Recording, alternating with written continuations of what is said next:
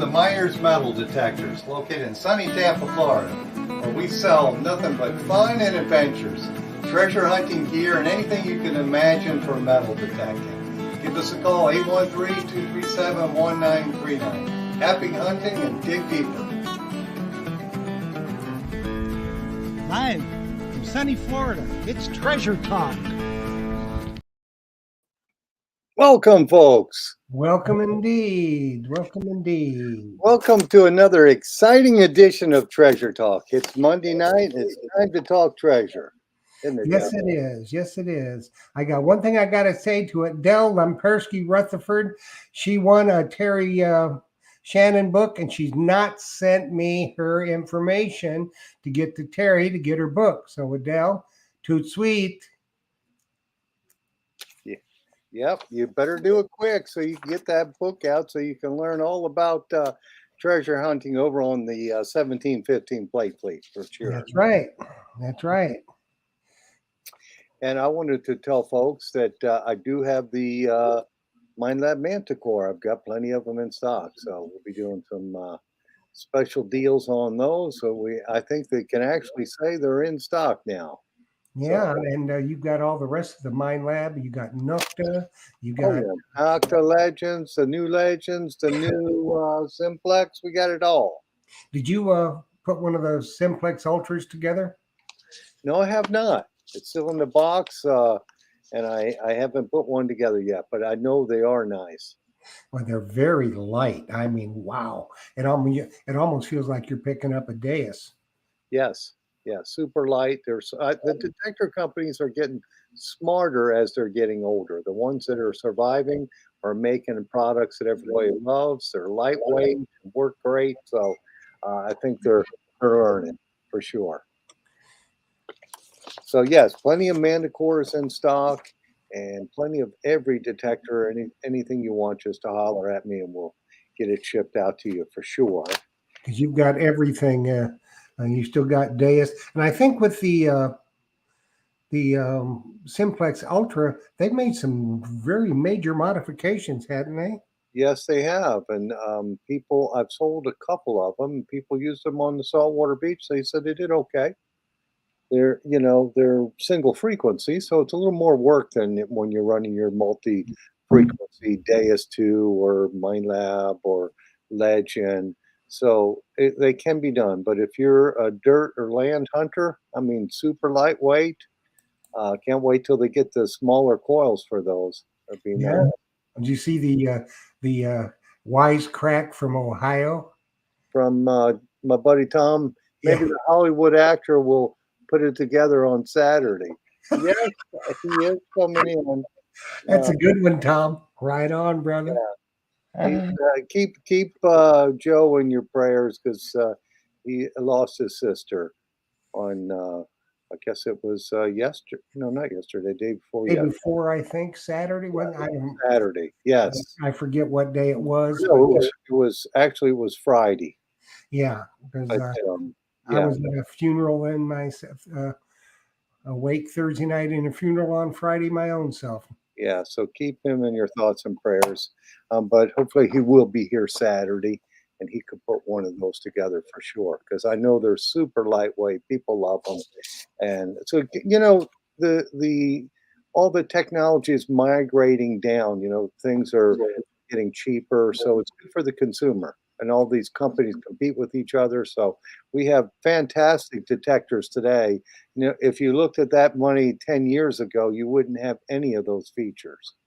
You wouldn't have that nice display. You wouldn't have the lightweight carbon fiber. You wouldn't have the waterproof capability. You just wouldn't have any of that. No. And now it's just like, if you don't have that, you're not going to sell your product. Well, you look at that Simplex Ultra. I mean, it's cheap. It's extremely cheap, but it's extremely well made, and it does an extremely well job. So these companies really got to be doing something right to compete with each other like that. So yeah, they do. And speaking of that, I had a conversation with Dillick today, and we're working on probably an October show with Nokta. Oh, nice. I know they've just got together with a bunch of new Nocta nomads. So we'll Awesome. see about introducing them to the world. Yes, I actually think they've got another one in my area who's a member of our metal detecting club. Brandon Carmichael, I believe, is a Naka Yep. nomad. Yep, he is. And He I just always see him on Facebook because he does a lot of ring recoveries for people. So yeah, that's kind of cool because he lives right over there in St. Pete, I believe. But yeah, yeah. but I guess we better get going. You better do Yes, for the sure. Of course, today's show is brought to you by your friends here at Myers Metal Detectors, where we sell fun and adventure. And of course, the views, thoughts, and opinions expressed here by the Treasure Talk guest or member belong solely to the guest or member, not necessarily to Phil Myers, Jocelyn Myers, Myers Metal Detectors, or Jeff Monin.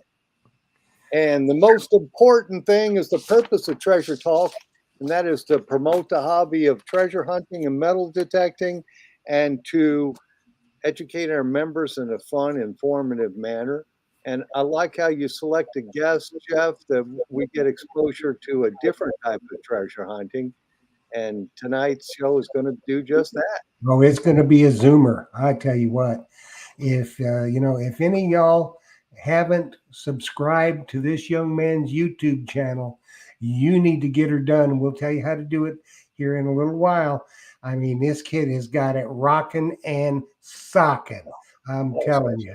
Yeah, we try, like Phil alluded to, we try to bring you all aspects of treasure hunting. And we've had, coins and um, we do a lot of metal detecting, beach hunting. We've had gold Gold prospecting, prospecting. magnet fishing, all that kind of stuff.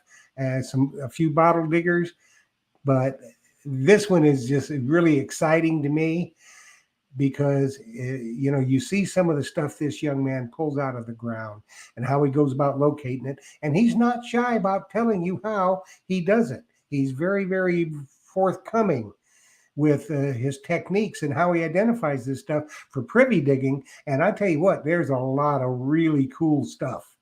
And you just need to meet this young man. So let's bring him on from below the plains. Here is Tom. Let's bring him on. Hi, Tom. Hey, Hey, How you Tom. doing tonight? not too bad. How are you guys doing? We're doing good. We're doing good. So, Tom, we always ask our guests to tell us where they're at and also give us the temperature.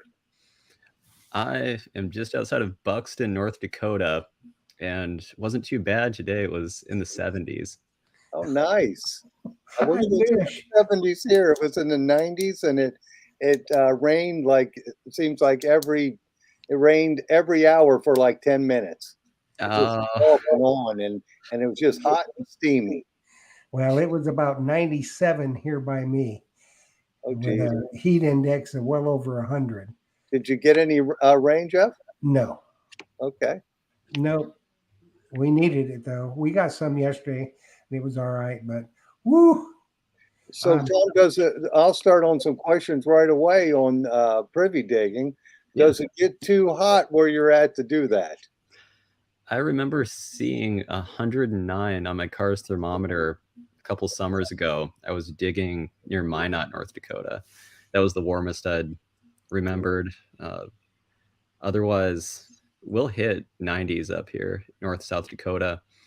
Uh, on some of the hotter days, I'll just have a cooler full of ice water, and on my brakes, I'll just dip my hands and feet into it to stay cooled off. And we'll bring yeah, ice water and all that to drink and take some breaks in the car with the air conditioning on. So Yeah.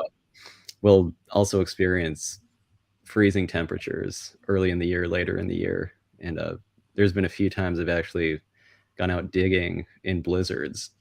See, after the first few snows, the ground's usually soft enough, and if I have a good lead going, I'll want to get it dug, kind of strike while the iron's hot type of thing. So Right. yeah, we get a wide range of temperatures up here. Okay. All right. So I imagine the ground will eventually freeze, so you won't be doing it in the middle of the winter then, right? Yeah, generally the ground's frozen by mid-November. I've dug as late as early December. but after that, it's frozen solid until mid-May in North Dakota, and then I do a lot of digging in South Dakota. The ground's usually thawed there late March, early April. Oh, okay. And let's talk a little bit about the sites that you go to. How do you find those?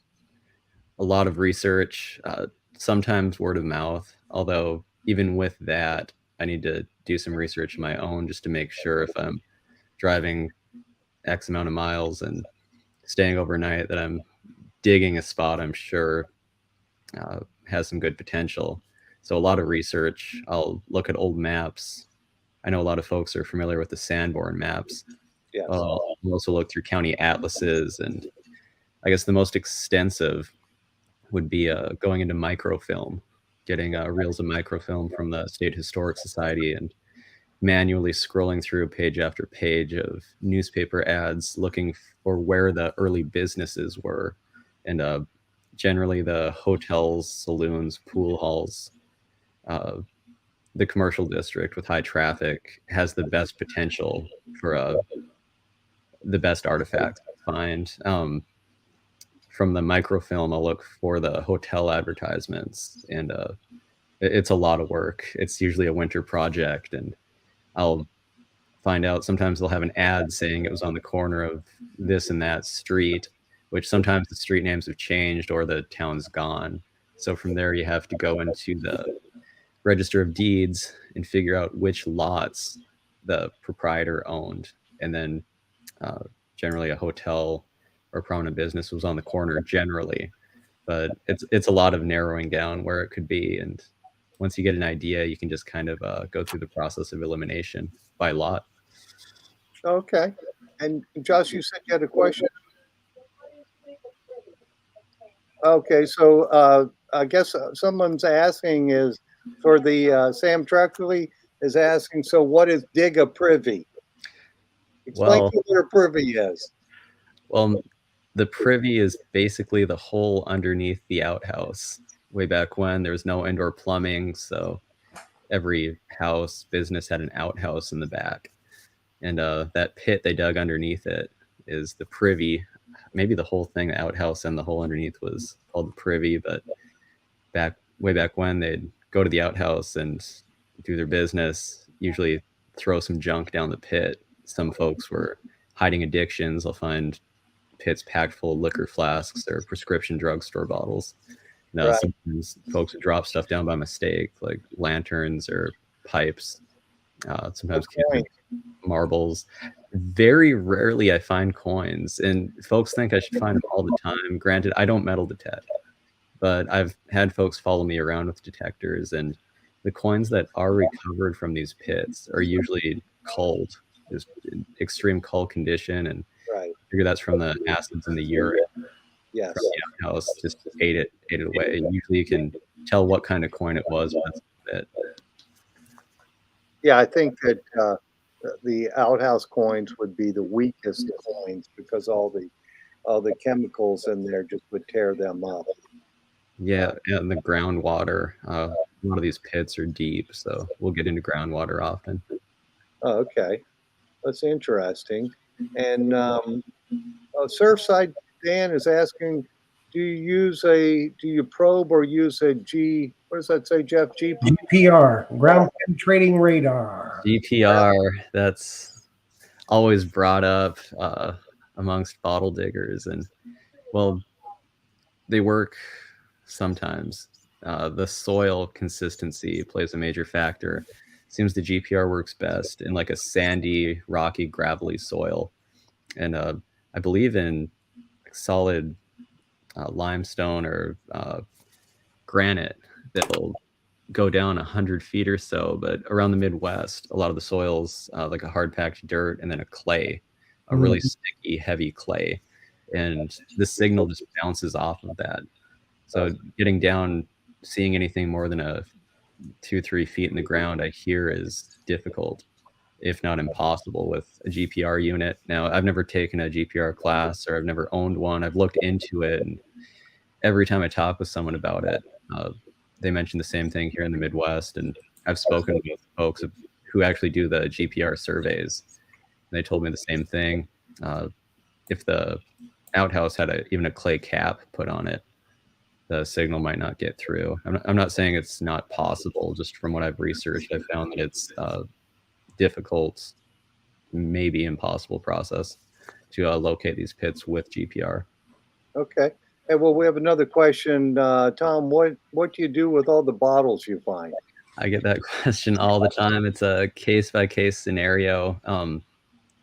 I've been writing several books on bottles, so I'm always looking for a unknown piece, an unknown soda bottle, drugstore bottle, and I do collect a bit. Granted, I've sold a lot of my collection to fund these books. So when I get permission, when I'm talking with someone about getting permission, I'll make it clear I'm looking for a few select pieces and something to add to my collection or something to document for a book.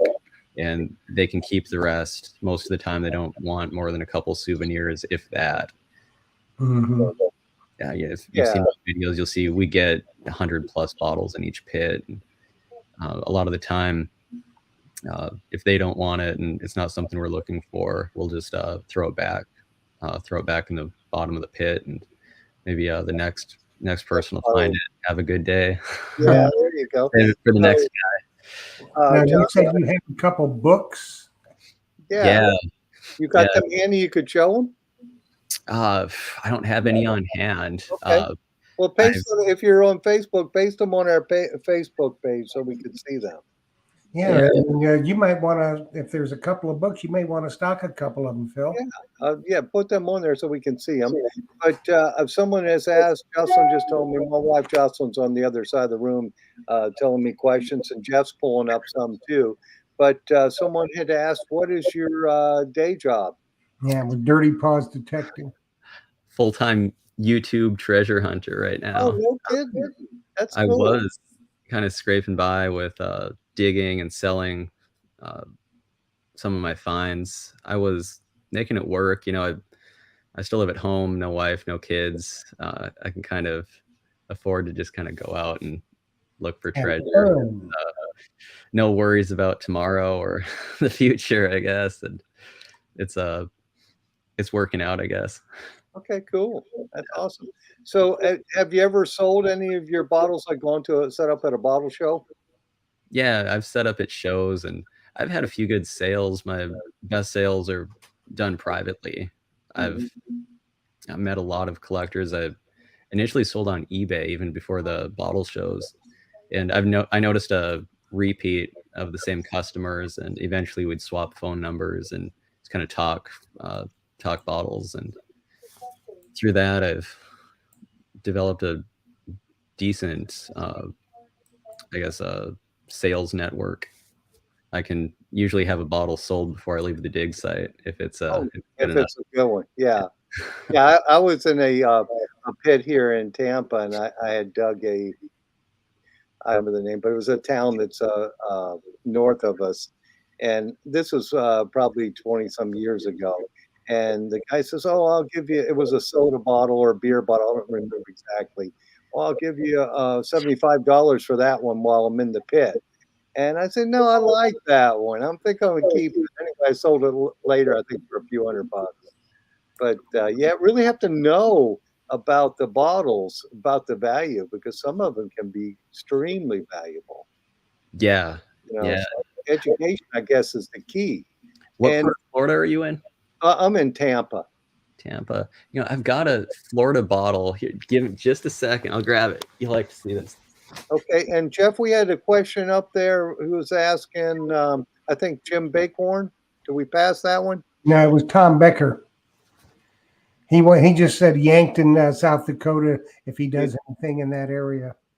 Yankton. I've blown the town apart. There's basically a crater where Yankton used to be. Now I've done a lot of digging there though. It was that's a good question. First digging there in maybe 2013 or 2014, and so it's been, I say, close to 10 years. I've gone down there, and it's mother city of the Dakotas. So you get some of the earliest stuff. There's the oldest houses and the oldest bottles. The earliest bottle from the Dakotas is from Yankton. It's a soda bottle. It's actually a cobalt blue blob Oh, top soda nice. bottle. Yeah, French color's Town, everything. Yankton, Dakota Territory, and I've always considered that the kind of holy grail of Dakota bottles, and I've dug if 50 to 100 lots there, maybe more, mainly in search of that bottle. And I've come up with pieces many times.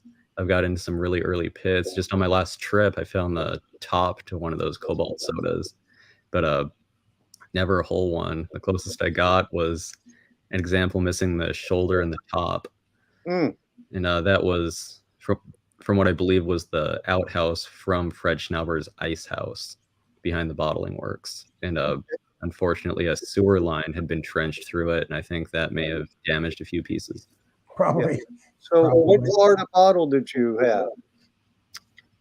It's embossed with Ace Solery, Jacksonville, Florida. It's a Okay. blob top soda bottle. Dates Blob back top to soda. That's- about 1880, and it's I don't know how well this camera focuses here, but Now, did you dig that there? I bought it on eBay. Oh, okay. I I saw was gonna say, that would be weird if you dug that in the Dakotas, but I've never dug a Florida bottle up here. that's funny. All right, so it looks like we got a question. This is a interesting question. Do you worry about the possibility of contracting any diseases from digging in the privies? And that came from Joe 4077. I get asked that a lot, and well, I have been seriously ill twice from digging, although it was not from the contents of the pit. The first time I got really sick, I was digging in Blanchard, North Dakota, and there was mosquitoes all over the place. They were in sheets out there. We were nearly breathing them in, and we didn't have any bug spray, and it was nearing sunset, so the mosquitoes were terrible. All the stores would be closing soon, and we were in a ghost town anyway. But we finished the pit, and a couple days later I got extremely sick. Thought I was going to die. I ended up going to the hospital and found out I had contracted West Nile. You got that from the skeeters, didn't you? From mosquitoes. So it took actually, I mean, weeks, months, maybe even years to fully recover. It was bad. I was seeing a disease specialist, and so that was a residual effect of being out digging, but it wasn't from the pit. And then the groundwater can be contaminated. I was digging a pit and was getting water splashed on me and got E. coli. Now, one would think that, oh, you're digging in an outhouse pit, you got that E. coli from the outhouse pit. But to answer that question further, I spoke with a doctor about this, a couple actually, and they said there's no chance anything from that pioneer era is going to be alive. Most diseases can't live outside the human body for a few days. We're talking 100, 150 years. So it's not a concern that the contents of the pit could make me sick. Yeah, because it's 100 years old or more most of the time. You're not going to get sick from that. It'll have rotted away, and any matter like that's going to be dead and gone. It's all composted, and they didn't have the plastic and all that kind of stuff that holds all that kind of stuff. We do have a question from the Diggin' Canuck. Are soda bottles worth more than others? Example, like a dairy bottle. It is, again, a case-by-case scenario. I've never focused much on dairy bottles, but I know there are some that can be extremely valuable. Same with soda bottles. I would say that there's likely soda bottles out there that are worth more than any dairy bottle, would be my guess. But there's always that wild card where you have a serious collector bidding against, say, the descendants of the family who owned that dairy. I was just going to say that. I'm sure you guys see the same with coins or tokens, where every once in a while you get that great grandson or someone that needs it, and the auction just goes crazy. But in general, I'd say the early soda bottles are worth more than any of the old milk bottles. Yeah, I have a friend whose family had a dairy here in Tampa, probably in the 20s and 30s. And if I found his bottle, believe me, he would pay a premium for it, well above what a collector, uh, if it was his family's bottle. It's just interesting. And then we had the question from Sam Truckley, and she's asking, how many states have you dug in, and what's your oldest bottle? So the states I've dug in would be, I'll just name them out here: North Dakota, California, South Dakota, uh, Nebraska, Texas, Kansas, Iowa, Maine, Minnesota. I don't know if I said Minnesota twice, but if I didn't, so that's 9 states. 9 states I've dug in, and the oldest bottles I found were in Maine. I guess everything out east is so much earlier. I got into a pit out there that was, I believe, 1840s. I dug some that were 1820s, although they had been cleaned out for the most part, and I just got fragments. Eastport, Maine is where I was digging out there. Okay. Hey, it looks like Jeff put the question up too. Jocelyn gave me it too. Do people ever buy broken rare bottles that you dig? Oh yeah, yeah. There's a market for broken rare bottles. Of course, you know, if you find an unknown example of something and it's broken, it wouldn't sell anywhere near a known example whole for the most part. I guess, again, a case by case scenario, but I've sold broken bottles, maybe got, I don't know, 50 or $100 for a broken one that would have been worth thousands had it been whole. I'll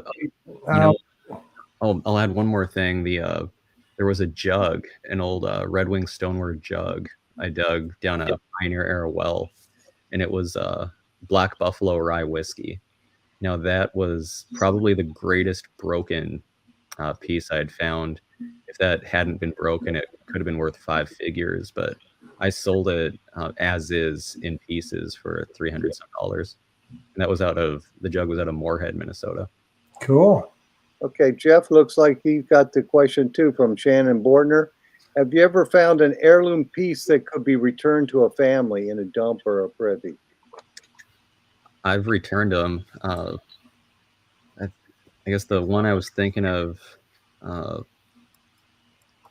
was a whiskey bottle. It was from the Bonney brothers of Louisville, Kentucky, and I had a guy message me. I think I put some up for sale on eBay, and I noticed his last name was Bonney, and he said it was as great uncle's or grandfather's distillery, and he bought a good few of them from me, and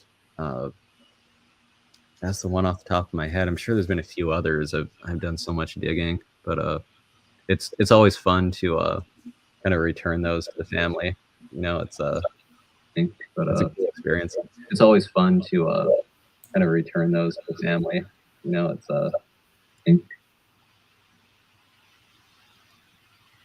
Well, we had a lag there, looked like, but Is it going? I think so. Tom may be frozen, but we'll find out. There he is. Can you hear me? Oh yeah, we got you. Perfect. So Ricky T is asking or making a comment. Some broken bottles make nice drinking glasses. You ever seen people do that?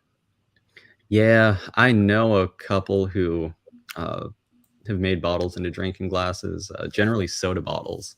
Yeah, they're smaller, so I think they make good like whiskey glasses, something like that. And I've never done it before, but I know it's a popular thing, and I think some folks have businesses just turning those into glasses. They cut them down and either polish the tops or grind them down, something along those lines. So Tom, tell us a little bit about the equipment you use when you're digging. Yeah, well, the key pieces are the probe rods. I could probably make do with without all the other pieces on a digging trip if I was able to find a hardware store, but the probe rods I have to special order. I have a 4 foot and a 7.5 foot rod. Now, I use those to locate the pits, and then the standard long-handled shovel. We use those up top, and then a short-handled shovel. Once we get further in, it's better for closed spaces. But another key piece that actually makes it safer to dig is a potato fork. It's a four-pronged potato fork that I cut the end tongs off of. So it's technically a two-pronged potato fork. And I use that to loosen the soil. When it's hard packed, I can dig down with that. And a shovel is more prone to cutting into a utility line or something along those lines, damaging one of those. And this two-pronged fork, it's easier to dig without damaging anything like that. And it's just easier in general to loosen the soil. Because you got to be careful when you're doing that, so you don't, because their percentage of time when the bottle is going to be whole is probably the lesser percentage, but you still need to be careful. You just can't go in there like a bull in a china shop and start, wailing away, because you may damage a real good find, wouldn't you? Yeah. Now, all the stuff I'd mentioned so far is gets me down into the pit, and when I get down into the use layer where there's artifacts, I'll use a trowel and a plastic scooper. And once we start getting deep, I'll just use the scooper and dump that into like a feed pail, and then haul that up out of the pit. So we try to just dig as carefully as possible. Once we're sure we're into something good, I'll usually I'll dig a little faster until we confirm we're into a site worth spending all the time on. Now, do you do any sifting? No, we've talked about it. We thought that would be another good segment for the channel, but yeah, generally the stuff I'm looking for wouldn't be missed, from just digging with a trowel and a scooper shovel.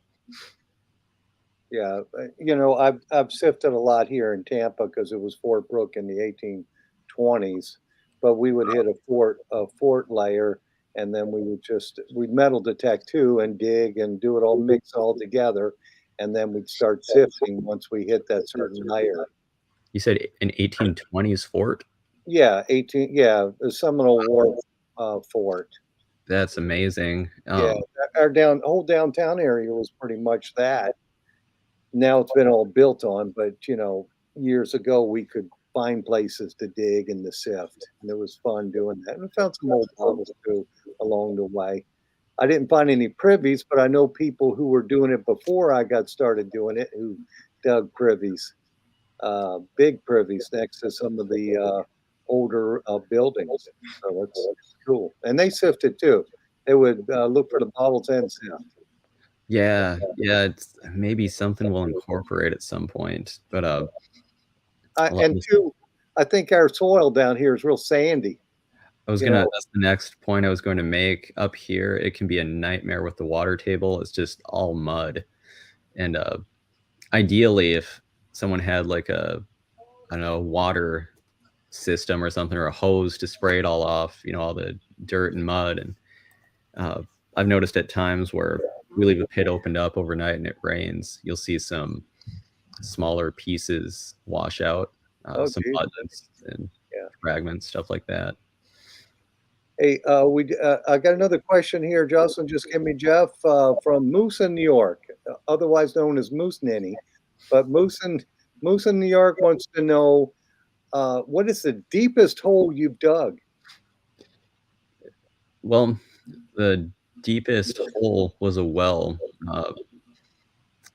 I dug that my junior year of high school. It was on a homestead, actually about a mile from where I'm at now, the old Myrie homestead.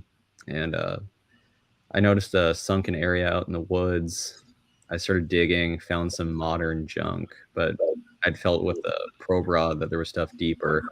So I gave it the benefit of the doubt. I dug through the 1960s garbage. Then I pulled up a circa 1900 drugstore bottle from Grand Forks, and I knew I was into something good, so widened it out, kept digging, and found the woodline sides, confirmed it was either a well or an outhouse, but that thing bottomed out at about 30 feet. Oh, geez. That's a lot of digging. That's deep. Now, what about one that's not a well? How deep have you dug? Well, the deepest outhouse I dug, it was on the Fort Pembina military fort here in North Dakota, and those barracks pits were big. They were 12 feet long, 4 feet wide, and 13.5 feet deep. They Now, were just monsters. did you have to worry about them caving in on you? Yeah, in that well in those pits on Fort Pembina, I built bracing, and Okay. at the homestead we used some old barn boards, and I hauled some lumber into the Fort Pembina site. But Yeah. it actually, we had a few cave in on us up at Pembina, but that was after a torrential downpour. I figured the soil got softer and heavier, and one of the bracing kind of systems we constructed held back a tree that had fallen over, and so pulled back a tree in its root system. So after seeing that, I knew we were building it well enough to have saved me anyway. Yeah, because that could be dangerous if it caves in on you real quick. Be a Yeah. major problem. Yeah, So- digging can be dangerous. Power lines, depth, mosquitoes. And Jeff, it looks like you got a question on there from Tom Becker. He says, "Do you find most finds are at a certain depth from privy to privy?" I'd say generally a pit is going to start in that 3 to 4 foot level. Generally, I think the reason being that they when they abandoned an outhouse pit, they had this void that they would utilize to throw garbage in. So I'll usually hit a trash layer before I get into the use layer. It seems like right around that 3 foot level, I start hitting trash. I've hit them close to the surface as maybe a foot or two, and I've hit some deep pits where I just barely hit it with the 4 foot rod. Those kind of scenarios make me wonder what I've missed for years. Yeah. And like any form of treasure hunting, you realize you'll never get it all, but one of those things that keeps you up at night. Yeah, here's one from a Dirt Clod Metal Detecting. She said, "What got you interested in bottle digging in high school?" I was actually into this in, I think, elementary school. I was digging out on my parents' farm. So I'll rewind it. I grew up in Grand Forks, North Dakota, and we lived there until the 97 flood. Then we moved out to, we lived with my grandparents in Grand Forks for a year and then moved out to this farm. I was, I think, 6 years old at the time. And I remember in my first grade journal, I was going through an old journal, and I had written for my diary entry was this weekend I went out to the farm with my mom and we dug up old bottles. Now, in first grade, I spelled bottles B-O-D lowercase L-E-S. It looked like bodies. And she actually circled it and she said, "Bodies, come see me." And then underneath it, she wrote, "Oh, bottles." And I think it started with just me and my parents walking through the woods, and they found some old 7-Up bottles that they remembered from their childhood, that style. And they were just left over from the previous owners. And so I thought they were kind of cool. And I think just out of boredom, I decided to go back one day and start digging. And I think I found another one. And all the way through elementary school, I dug through that dump. And then I started the privy digging thing. I think I was 14 or 15 years old. And that was the privy out on the farm here. I had read bottles were thrown down those. So we had cleared the woods with a loader tractor and found a bunch of ashes and glass that came out of the ground. And I read that was thrown on top of these pits to neutralize the smell. So I started digging. Yeah, that was 1,500 years ago. Well, it looks like we get the same question every week from the Mumbles man, Mr. Tim Naylor. He says, "What's your most unusual find you've dug?" Well, something that comes to mind would be in Crookston, Minnesota. We were digging an 1890s pit, and I pulled up a pair of brass knuckles. Now, folks would sometimes throw things down the outhouse pit they didn't want other people to see. Could it have been used in a bar fight or maybe even a murder? It's possible. I didn't find any evidence of that. Could have just fallen out of someone's pocket, or maybe someone's son came home with them and they didn't want him owning a weapon, so they threw it down the outhouse. But I know that was definitely the most intriguing find in the residential area. Now, on Fort Pembina, that was a different beast. It was earlier. The pits were dug in 1870 when the fort was built. Sure, they were. And the water table kept everything preserved there. And well, the water table and the depth.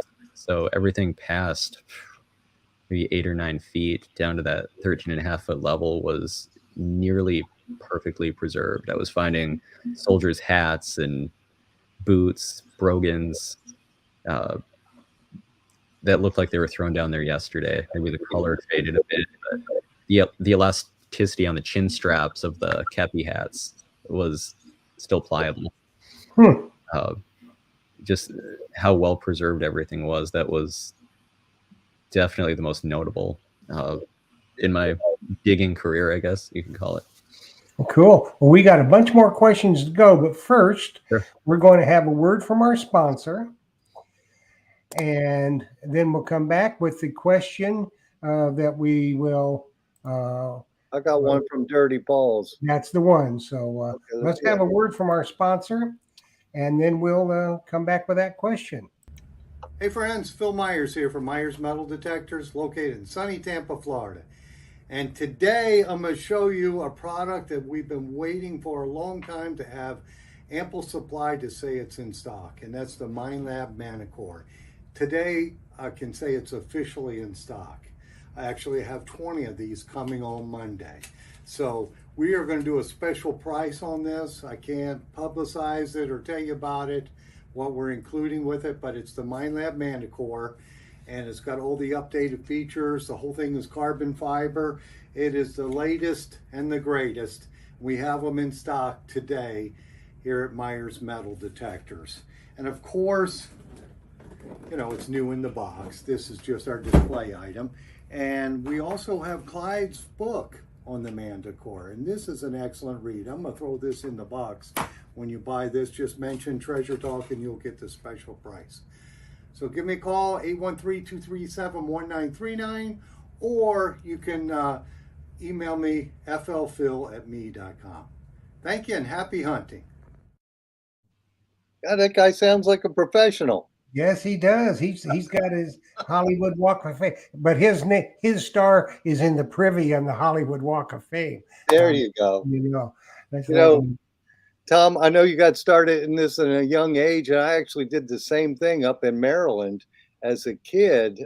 Me and my cousin, we were in a farming community, and we would look for bottles all the time, but we would look for where the old house was at in the field that's no longer there, and then we would go to the closest tree line and just dig around in the thatch there in the woods and find them, because they just threw them in the woods. They didn't bother burying them. You know, that was nice. And then down here, I moved to Tampa in 81. And here, when I got started metal detecting, I still dug bottles. When they tore houses down, we would look for the trash pits and find them a lot. Didn't dig many privies down here, though. But bottles are really cool. And we got a bunch of questions. So here we go, the one from Dirty Paws. Once you start a dig, how many days are you usually digging at that site? Well, again, a case-by-case scenario. I've been in and out in a few hours. Maybe I didn't find multiple pits, or it was a shallow pit. I've dug some as shallow as maybe 2 or 3 feet, but the most extensive was, well, back to that Fort Pembina. the Fort Pembina site. I spent just about all summer up there. I think we dug maybe 45, I guess, features, which would include wells, outhouses, trash pits. We dug a bunch of trenches with an excavator also, just making sure we didn't miss anything. But I'd say overall we dug about 45 pits out there. And yeah, one pit, one of the barracks pits, took us about a week start to finish. Mm. That was one of those deep ones, 13 and a half feet, 12 feet long, 4 feet wide. So on a specific pit, anywhere from a few hours to a week, and on just a site in general, a few hours to a summer of digging. Yeah, that's. I guess you get in good shape doing all that digging, especially if you're using the shovel, not the front end loader. Yeah, there's a point where I'm thinking, it's it crosses from a healthy exercise to doing irreparable damage to my body. But yeah, I try to take it easy, and I try not to wear myself out too much. Okay, and Jeff's got another question here from Looter 8 Treasure Hunter. Tom, how do you get permission to dig from the landowners? Generally, I'll approach them. I try not to call, if at all possible. I've found it's just easier for someone to say no over the phone, and once they see you're a real person and they meet you, I think they're more open to letting you on their property. But I'll generally tell them a little history of the property. I'll ask them if they knew, for instance, there was a hotel that stood there 100 years ago, and sometimes their mind's just blown knowing that they hadn't heard about it before. And sometimes they'll say something like, "Oh, well, we're always pulling up pieces of metal and glass in the garden. Maybe that's why." And so I'll kind of go off of that, and then I've got some newspapers and magazines I've been in. I'll bring those with and show them that I'm not necessarily some crazy person wanting to dig a hole in their yard, but try to give some credibility through that. And I'll mention the YouTube channel, and it's getting to the point where folks have actually heard about it. And sometimes they'll say, "Oh, I've heard of a guy doing this," and I'm just about the only guy doing this up here. So I'm like, So it's you. be me that you heard about. That's funny. I heard about a guy doing it, and it's you. That's cool. So it looks like we're doing a drawing, aren't we, Jeff? Yeah, we're going to do a little giveaway tonight, as we normally do. Tonight, you will have a swag pack from Myers Metal Detectors. It'll be great. They'll throw all kinds of good stuff in there. A coin book and a treasure apron and whatever else I can put in the envelope. A coveted towel. And yes, a treasure talk towel, which is around here somewhere. You never know what he's going to throw in there. Whatever. Now, with everything else, you have to be a member of Treasure Talk, either on Facebook or YouTube, and you have to sign up and enter the phrase that I tell you to put. And you have to be tuned in to win. So you're going to have 3 minutes after I call your name, and only after I call your name, you'll have 3 minutes to text me my phone number with your name and you are here. Then we'll go after that. After I announce that you have been here and you won, then I'll tell you what to do. So tonight, our winner is, you got 3 minutes, so get your fingers ready. Let's see. The winner is Johnny Height. You have won the swag pack from Myers. You got 3 minutes to text with your name and that you are here. Johnny Height. Yep. And I think that question we had, let's find it again. One from Ricky T too. Yeah, well, this was from the winner. Tell us about the gun remnants you found. Mine are usually rusted and brass. So have you found some gun remnants? Few. I've probably found more cap guns than real guns. I believe I've found a couple. I've found some kind of rifle in Yankton, South Dakota. Everything I found though was just rusted terribly. May have found a couple pistol grips, and then on a military fort, I found a pistol with the what do you call it? The rotating piece missing. The cylinder. The cylinder was missing, but it looked like some kind of officer's gun or something. So all of them were just terribly rusted though, and more or less unidentifiable based on markings or anything like that. Cool, cool. So Johnny asked a question, but Johnny hadn't texted yet, and he's got about a minute and a half, or he's going to lose out. Yeah, he said yay in the text, but you got to text. You got to text. You got to do it. Yeah, I dug a side plate for a flintlock musket. But it's all rusted up. But it's one of my favorite pieces, and I dug that in a pit. Wow. Yeah, it's cool. It was in the downtown Tampa area, so I know it was from the fort. But you couldn't identify anything because it's all rusted up. But you can identify the shape. But just as a neat piece, I like it. Now, Ricky T had asked. Old coins. Have you found old coins? I think we talked about this, but have you found? Just cull condition for the most part. I got some kind of 1864 seated Liberty quarter, something along those lines. It was in terrible shape, though. I haven't found anything of substantial value or even anything that was, I guess, fun to look at. Just kind of corroded metal, more or less. Yeah. I think silver would get torn up. I don't know about gold. Have you found any gold jewelry? I found a gold-plated children's bracelet years ago. That was the only gold I've found. I may have found a gold wedding band, gold-plated something. If I remember correctly, the stone was cut out of it, so it was a decommissioned, more or less. Nothing substantial as far as gold goes, though. Yeah, I was just wondering how it would hold up in the Privy, if it would hold up well. Have you ever heard of anybody finding a decent gold coin or something in the Privy? Not offhand. The gold-plated bracelet I found, I know the gold was somewhat not tarnished, but worn away. The gold plating was. Now, that could have just been, from the ground, rusting through the metal or eating away the metal below it. But the gold did seem, and it still had some sheen to it. Yeah. So I think like a solid gold coin, I think there's a good chance it would still be intact. Yeah.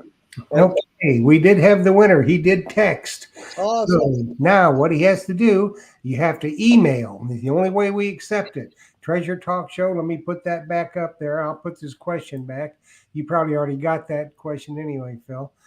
Email treasuretalkshow@gmail.com. Name, address, phone number, t-shirt size. And then we'll get it to Phil. He'll get your stuff out to you. Get it out for sure. And Now, put that interesting question. Yeah, that was a good one. Okay, this is from John Carbonic, and he's saying lots of old cellar holes here in New England. Should I look in certain direction for the Privy from where the homestead once was? Well, a homestead now out in the country, if they had near unlimited amount of directions to put the outhouse, I've found in my part of the country here in the Midwest that the prevailing winds, I was told, had a lot to do with it, where they would generally want the outhouse downwind, out of the way of the farmyard, and they wouldn't want to smell it. So I've found out here anyway that they're generally 30 paces west, north, northwest in that area. I can't say for sure on other parts of the country, but I think 30 paces from the back of the building would be a good place to start. Yeah, I would say that too. In New England, you got to remember, way back when it was cold outside, and you wouldn't want to be walking real far outside of the house to use the bathroom in the middle of the night, in the snow. and whatnot. So Exactly. I remember. So how do you, when you look at, you find where the house was, and you look in the general area, how do you identify the site which possibly is the privy other than probing? Are there indentations, discolorations? Uh, what should they look for? Yeah, mainly where the ground has settled. You'll see almost like a bowl shape in the Okay. ground on some pits. Sometimes you don't see it. Sometimes it just has to be gridded out. Out in the country, areas where the ground hasn't been disturbed by urban renewal, or areas where it's been abandoned a long time, that gives the ground time to settle. Whereas if someone's been living on the farm the whole time, there's a chance they kept filling it in as it settled over the years, and you won't see anything. Same in towns, but out on a ghost town or a site that's been abandoned, sink spots usually a good indication. And there's sometimes more than one. When the outhouse filled up, they'd move it over, or they'd dig a new hole, move it over, and then just fill in the old pit. I've seen out on a farmstead, I think I dug eight outhouse pits. Dang. Community. Yeah, they were all all to the north of the house on that one. Were they like in a row? Like you could tell? It was so bad. So the oldest one was actually, I think it was across the driveway. Still to the north, there was a driveway that wrapped around the house. It came in from the south and curved around, but the oldest one was closest to the house. And then the other one were kind of in a row going east to west. And I think those were near a clothesline. I know clotheslines can be an indicator. They would sometimes put the outhouse in the clothesline, so maybe a one-stop shop. Go use the outhouse, swap the laundry out, something along those lines. Yeah, it's interesting. Do we have more questions, Jeff? Rick Tumbles, who wanted to know if they move the outhouses regularly, and yes, they did. I think that was it. Other than the question that he just answered for me, I thought that was because I wouldn't know exactly. There's certain things that you look for, like on the beach, you look for low spots and stuff like that. So I would imagine there you would look, like you said, for the sunken areas and stuff. But the reason why they used the privies, they didn't have a lot of dumps. They just took a lot of stuff and dumped it in the outhouse, didn't they? The bottles and all that kind of stuff. Yeah, it was their garbage dump, more or less. Their garbage dump. Yeah, they didn't have garbage pickup as far as I know, so they'd either throw it out in the woods, bury it somewhere. They didn't have a lot of options. Yeah, that was an interesting question, Jocelyn, and it looks like Jeff got it there too. What was the lifespan of a privy before they had to dig and move it again? I would think it would be multiple privies on a site, and you talked about that. But how long do you think they used that single privy before they moved it? In general, I'd say about 20 years. I've seen that one farm I talked about where I found 8 of them. That one was probably moved every 5 years. But I've also found privies where I'm finding 80 years worth of stuff in it. So it's another case-by-case scenario, but in general, I'd say maybe even 15 years. Every 15 years, they'd move it. Something. Wouldn't it depend on how many people live there? Exactly. Yeah, the family size. Yeah, that would make you move it sooner if you had a bigger family. Yeah. Yeah, or that pit where it was, 80 years worth of stuff in it.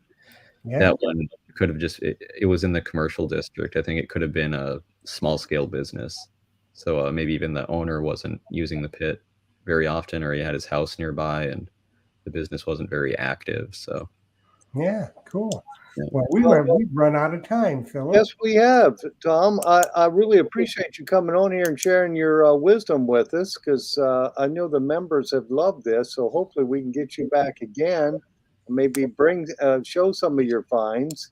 And then for sure, we've got to get your link on our Facebook group, or how can we do that, Jeff? Just have him list that, or you want to do that? Yeah, he can email it to me and I can put it on there along with your books where they're available. I'm sure that Phil will want to, just send me an email about how Phil can order some books. Yeah, and just To stock in the shop.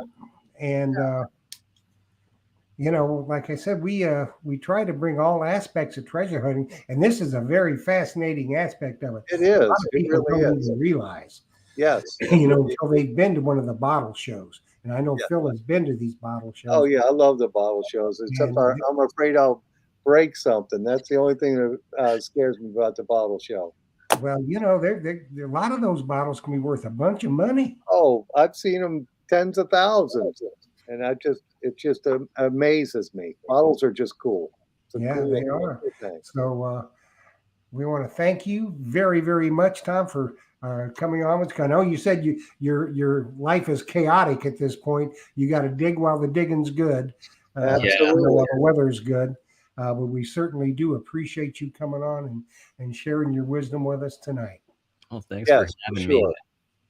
Yeah, thank you, Tom. Thank you, Jeff. Thank you, Jocelyn. Thank you to our many members. I think we have like 5,000 some on Treasure Talk, and all those other places on Facebook. Got a few thousand over there too. So thank you, guys. Yeah, we're 25 or 30,000 total. So Yeah, it's a lot. So your YouTube channel is again, Tom? Below the Plains. Below the Plains. Plains, and I've also been posting on my personal Facebook is Tom Asham, ASKJEM. That's how my last name's spelled. And I've been getting some followers on there, so feel free to send me a friend request or follow me, and I'll post updates about the channel there as well.